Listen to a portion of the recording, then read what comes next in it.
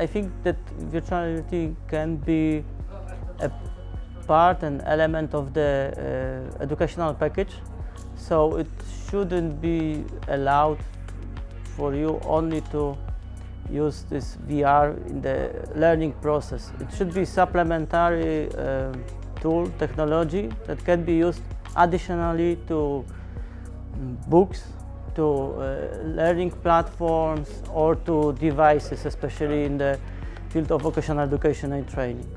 Initially, in the 70s up to the 90s, virtual reality was used mainly by military air force or the NASA and such powerful companies, but it's now more disseminated among schools, among individual learners.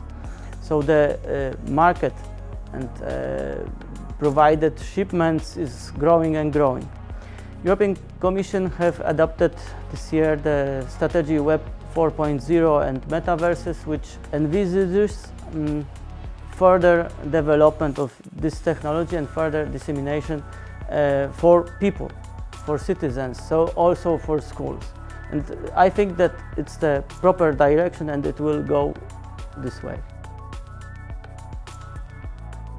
Vykstant skaitmeniniai transformacijai, tiek įmonių darbuotojams, tiek švietimo organizacijų atstovams yra labai svarbu susipažinti su ir įsigilinti į tokias temas kaip pramonė 4.0, daiktų internetas ir virtuali realybė. Todėl Lietuvos inžinerijos ir technologijų pramonės asociacija, siekdama atliepti šį poreikį, kartu su Vokietijos ir Lenkijos bei Lietuvos partneriais įgyvendina projektą VR PLC Train the Trainer, kurio tikslas yra apmokyti instruktorius, profesijų mokytojus ir įmonių darbuotojus, kurie dirba su darbuotojų mokymais, kaip panaudoti virtualią realybę mokymosi aplinkoje, būtent kitų žmonių mokymui.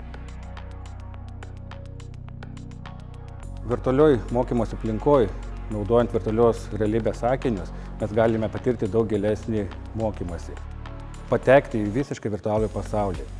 Naudojant virtualioj mokymo aplinkoj virtualius akinius, mes galime kurti įvairiausias simulacijas, kurios nereikalauja labai sudėtingų laboratorijų, sudėtingos infrastruktūros. Simuliuojant sudėtingas ir aplinkai pavojingas situacijas mokymuose, mes galime išvengti realių rizikų bei realaus pavojos. Na, kaip pavyzdžiui, visi gerai žinote, pilotai pradžioje skraidimo įgūdžių mokinami simulacijos metu.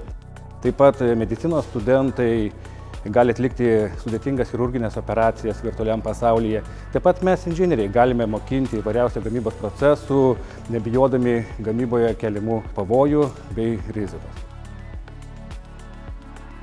Šis projektas įdomus mums todėl, kad mes sužinom daug informacijos apie virtualios realybės įrankius, kurie gali būti pritaikyti pramonėje, taip pat ir mokymo procese.